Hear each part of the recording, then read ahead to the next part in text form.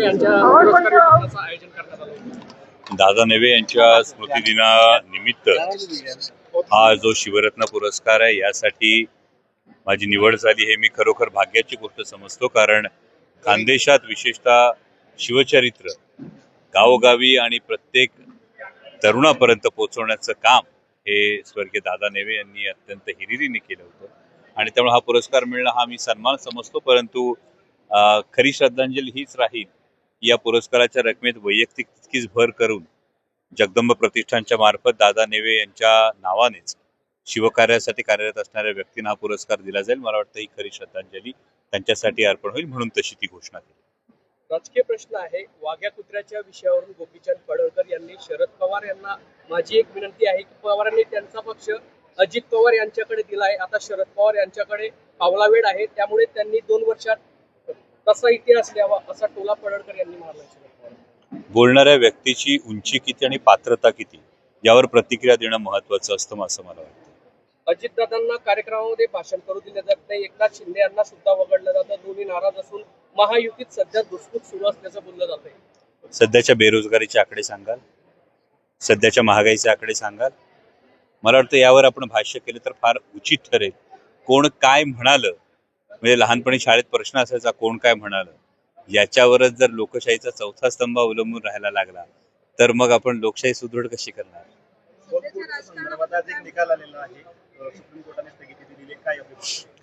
यामध्ये हा कायदा होत असताना, वक्फचा कायदा होत असताना सुद्धा अनेकांच्या मनात हा संभ्रम होता. कोणत्याही कायद्यातल्या सुधारणेचं स्वागत हे नक्कीच केलं जाऊ शकतं, परंतु या सुधारणेचं स्वागत होत असताना त्यामध्ये ठराविक समाजाला टार्गेट होऊ नये किंवा एक्सक्लुजन पॉलिटिक्स हे केलं जाऊ नये ही भावना ही प्रत्येकाचीच या निमित्तानं होते. आणि म्हणूनच माननीय सर्वोच्च न्यायालयाचे मनापासून आभार आहे की त्यामध्ये कायद्याच्या सुधारणेमध्ये काही ज्या तरतुदी होऊ शकतात यासाठी अजूनही वाव आहे, जेणेकरून कोणत्याही समाजाच्या मनात एक किलबिश, कोणत्याही समाजाच्या मनात एक वैषम्य हे राहू नये.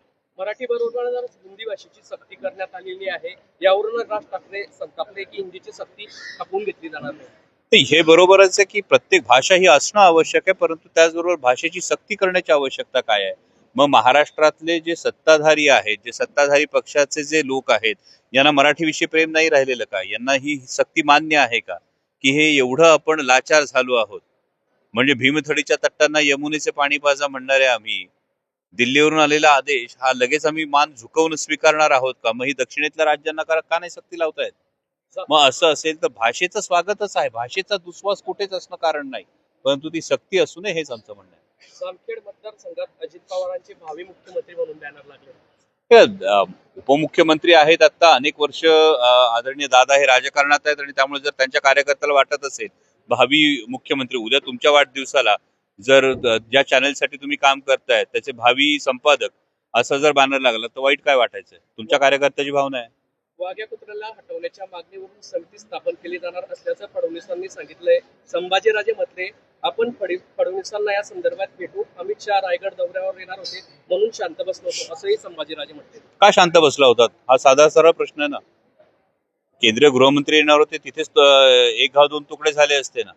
विनाकारण देशासमोरच्या, राज्यासमोरच्या महत्वाच्या प्रश्नांकडून विषयांतर करून इतर विषय समोर आणण्याचा तर हा कोणी पडदे आडून हा डाव खेळत नाही ना. हा संशय इथे अशा वेळी यायला नक्कीच वाव राहतो. श्रीगोंद्यामध्ये नाही, खरोखर मी आता जी उत्तरं दिली यामध्ये प्रश्न विचारणाऱ्याच्या विषयी पूर्ण आदर आहे, परंतु कुठल्या विषयांवर आपल्याला बोलावं लागतं इथेच सध्याच्या एकूण राजकीय परिस्थितीविषयी, आजची शेतकऱ्यांची परिस्थिती त्याविषयी आम्ही बोलत नाही आहोत, आजच्या युवकांच्या बेरोजगारीविषयी आम्ही आज बोलत नाही आहोत, आज आर्थिक मंदीची जी परिस्थिती आहे, एकूण जे ग्लोबल पॉलिटिक्स आहेत या ग्लोबल पॉलिटिक्सचा नक्की देशावर काय परिणाम होणार आहे यावर आम्ही बोलत नाही आहोत. ज्या स्टार्टअप इंडियाचे ढोल वाजवून ज्या योजनेची सुरुवात झाली, यानंतर माननीय मंत्री महोदय स्वतःच स्टार्टअप का महाकुंभ मध्ये या योजनेचं काय फेल्युअर आहे याच्यातली एक एक गोष्ट बोलून दाखवत आहेत. तर या तरुणाईचं नेमकं भवितव्य काय याविषयी बोलण्यापेक्षा अमुक एका व्यक्तीने काहीतरी सनसनाटी विधान करायचं आणि त्याच्या मागे आम्ही पळत राहायचं आणि जे जनतेसमोरचे, तरुणाई समोरचे, शेतकऱ्यांसमोरचे महत्वाचे प्रश्न आहेत हेच दुर्लक्षित करायचं, हे कुठेतरी नैराश्य आणणार आहे. आणि या पलीकडे जाऊन जे आपण प्रतिक्रियावादी राजकारण आहे याच्या पलीकडे जाऊन कुठेतरी प्रक्रियावादी राजकारणाकडे जायची वेळ आली. केंद्रीय मंत्री आणि 3 मंत्री म्हणून जळगाव जिल्ह्याची ओळख आहे. मात्र या ठिकाणी शेतकऱ्यांच्या आत्महत्या मोठ्या प्रमाणात 900 आत्महत्या झालेल्या मागील 3 वर्षामध्ये. नाही, संपूर्ण महाराष्ट्रात ही परिस्थिती आहे. आज हे मी परवाही पार्लमेंटमध्ये जेव्हा बोललो होतो, या पार्लमेंटच्या भाषणाचा जर आपण उल्लेख केला तर जेव्हा दिवसाला 8 ते 9 शेतकरी आत्महत्या करतात, ही कृषीप्रधान देशासाठी कधीच घोषणावह ही बाब नाहीये. आणि त्यामुळे मूळ प्रश्नांना बगल देऊन कुठेतरी वेगळ्या वाटेवर जेव्हा राजकारण नेलं जातं तेव्हा हे मूळ प्रश्न असेच आवासून उभे राहतात. हे दुर्दैव आहे. केंद्रीय मंत्री महाराष्ट्रामध्ये येत असतात, मात्र या गोष्टीवर कधी दुजोरा देत नाही. आपल्या कार्यक्रमात कुठल्या केंद्रीय मंत्री महाराष्ट्रामध्ये काही दौरे करत असतात. उदाहरण अमित शहानी दौरा केला होता मागच्या काळात. मात्र कुठलाही शेतकरी किंवा कुठल्या विषयावर ते ठोस बोलत नाही. दौरे करतात महाराष्ट्रात. हे दुर्दैव आहे. आणि त्यामुळे महाराष्ट्रातल्या सत्ताधाऱ्यांनी ज्या सत्तेत आहेत, आज एक मुख्यमंत्री, 2 उपमुख्यमंत्री आहेत. आणि कालच माननीय मुख्यमंत्री देवेंद्रजी फडणवीस यांनी डबल इंजिनचा बूस्टर डोस असं म्हटलंय. आणि डबल इंजिनच्या बूस्टर डोसला जर शेतकऱ्यांच्या व्यथा सोडवता येत नसतील, डबल इंजिनचा बूस्टर डोस जर तेवढ्याच घाईघाईने शेतकऱ्यांच्या कर्जमाफीवरून युटर्न मारणार असेल, डबल इंजिनचा बूस्टर डोस जर लाडक्या बहिणींना वेगवेगळे निकष लावून ज्यांनी आशेने तुम्हाला मतं दिली, ज्या योजनेचा तुम्ही गवगवा केलात आणि म्हणून त्यांनी तुम्हाला मतं दिलीत, आता मात्र त्याच्यामध्ये बरोबर जी छटणी आहे ही काटछाट ही त्यांच्या याद्यांमधली की डबल इंजिनचा बूस्टर डोस जर करत असेल तर माझी विनंती एवढीच आहे की डबल इंजिनच्या या बूस्टर डोसमध्ये एवढा स्वाभिमान असावा की महाराष्ट्राचे प्रश्न हे ठामपणे केंद्रातल्या मंत्र्यांसमोर, केंद्रासमोर मांडण्याचा हा डबल इंजिनच्या बूस्टर डोसमध्ये हा ठामपणा यावा, या शुभेच्छा आहेत. महिलांचा सन्मान असतो. मात्र निवडणुकीच्या आधी 2100 रुपये जाहीर करायचं बोललं होतं. मात्र एप्रिल महिना आलेला आहे, अद्यापही महिलांना 1500 रुपये हप्ता मिळतात. डबल इंजिनचा बूस्टर डोस, कशा पद्धतीने डबल इंजिनचा बूस्टर डोस.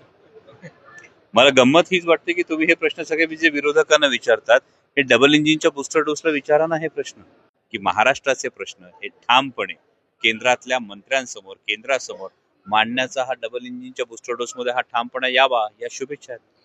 महिलांचा सन्मान असतो. मात्र निवडणुकीच्या आधी 2100 रुपये जाहीर करायचं बोललं होतं. मात्र एप्रिल महिना आलेला आहे, अद्यापही महिलांना 1500 रुपये हप्ता मिळतात. डबल इंजिनचा बूस्टर डोस, कशा पद्धतीने डबल इंजिनचा बूस्टर डोस. मला गंमत हीच वाटते की तुम्ही हे प्रश्न सगळे जे विरोधकांना विचारतात, हे डबल इंजिनच्या बूस्टर डोसला विचारा ना हे प्रश्न, की ज्या माता भगिनींना 2100 रुपये, आज मे महिना आलेला आहे तरी सुद्धा ते 2100 रुपये तर आता येऊ घातला ना मी, तर तुम्हाला अजूनही त्या 2100 तर सोडाच, पण आहे त्या संख्येतही कमी जे होत आहे, जर ज्या डिस्क्वालिफाय होत आहे, मग तेवढ्या लाडक्या बहिणींची मतं तरी परत करून टाका ना. त्यांचा जर यादीत समावेश नाही तर त्यांची मतंही परत करून टाका. लगेच महाराष्ट्राचा निकाल बदलेल. आपल्याकडनं सल्ला आहे, आपल्या वतीनं सल्ला आहे सर, आपल्या वतीनं सल्ला आहे. साधी महत्वाची गोष्ट आहे सर, यामध्ये लाडक्या बहिणींच्या बरोबर दाजींच्या शेतमालाला भाव नाही. दाजी आजही कर्जमाफीसाठी वाट बघतायत. त्यामुळं लाडक्या बहिणींची काळजी तर घ्याच, पण दाजींना ज्या कर्जमाफीचं प्रॉमिस दिलं होतं, जे वचन दिलं होतं, ती कर्जमाफी सुद्धा ही भावना आहे. सर, शेवटचा प्रश्न आहे. जळगाव जिल्ह्यामध्ये अवकाळी पावसामुळे शेकडो हेक्टरवर शेतकऱ्यांचं नुकसान झालेलं आहे. एकीकडे पंचनामे होत नाही आणि दुसरीकडे शेतकऱ्यांचा जो कर्जमाफीचा प्रश्न होता तो देखील सरकारने प्रलंबित ठेवला आहे. कुठेतरी सरकार शेतकऱ्यांकडे आपण ज्याला म्हणतो की दुर्लक्ष करतो. अवकाळी पावसाचं हे यामध्ये खरं तर जे क्लायमेट चेंज आहे, म्हणजे परवा आमच्याकडे शिरूर लोकसभा मतदारसंघामध्ये सुद्धा जुन्नरमध्ये प्रचंड मोठ्या प्रमाणावर गारपीट आणि अवकाळी पाऊस झाला, नुकसान झालं, परंतु तातडीनं पंचनामे झाले. मी स्वतः उभं राहून पंचनामे हे त्या ठिकाणी करून घेतले. आणि मात्र जी नुकसान भरपाई आहे, आज त्या नुकसान भरपाईची जर रक्कम आपण बघितली तर ती अगदी तुटपुंजी आहे. म्हणजे फळबागांसाठी जवळपास आत्ताच्या निकषांनुसार 27,000 रुपये पर हेक्टर ही मदत अत्यंत तुटपुंजी आहे. त्यामुळे अशा केसेसमध्ये सरकारनं खरं तर काळजीपूर्वक जास्तीत जास्त नुकसान भरपाई मिळेल अशा पद्धतीनं सरकारनं पावलं उचलायला हवी. सर, एक शेवटचा प्रश्न आहे. जंगली रमी असो या इतर खेळ असो, ऑनलाईनचे, यामधून मोठ्या प्रमाणात युवकांची आत्महत्या होत आहेत. आणि मात्र सरकार, केंद्र सरकार असो, राज्य सरकार कुठेही याकडे लक्ष देत नाही. कुठेतरी साठलोट असल्याची चर्चा देखील चाललेली आहे. नेमकं आपण काय सांगणार युथ आहात? नाही, यामध्ये आपण जर बघत असाल तर यातला मी स्वतःसाठी केलेली जी नियमावली आहे, यामध्ये मी कुठल्याही याची जाहिरात कधीच केलेली नाही. म्हणजे अनेक सेलिब्रिटीज, अनेक कलाकार या संदर्भातली जाहिरात करत असले तरी सुद्धा मी स्वतः अशा कुठल्याही प्रोडक्ट्स एंडोर्स करत नाही. परंतु जेव्हा तुम्ही पॉलिसी डिसिजन याचा म्हणतात, त्या पॉलिसी डिसिजनमध्ये याच्यात काही त्रुटी ज्या राहून गेलेल्या आहेत की हा जुगार नाही तर हा स्किल्ड खेळ आहे असं दाखवण्याचा भासवण्याचा प्रयत्न हा या सगळ्या कंपन्यांकडून केला जातो आणि यामध्ये फार मोठ्या प्रमाणावर रेव्हेन्यू हा केंद्र सरकारला मिळतो आणि केंद्र सरकारची एकूण देशाची आर्थिक परिस्थिती जर पाहिली तर या रेव्हेन्यूच्या नादात सरकारला तरुणाईच्या भवितव्याची चिंता राहिली नाही, हे दुर्दैव आहे. सरकारला या जंगली रमी त्यानंतर ड्रीम 11 याच्यामधून मिळणारा रेव्हेन्यू दिसतो, पण या पोटी बर्बाद होणारी जी तरुणाई आहे, या पोटी कित्येक जण आत्महत्येच्या सारख्या पाऊल उचलण्यापर्यंत जातात. दुर्दैवानं सरकारला हे चित्र दिसत नाही. त्यामुळे सरकारने जागा व्हावं आणि याविषयी कठोर पावलं उचलावीत ही आमची नेहमीची मागणी. थँक्यू.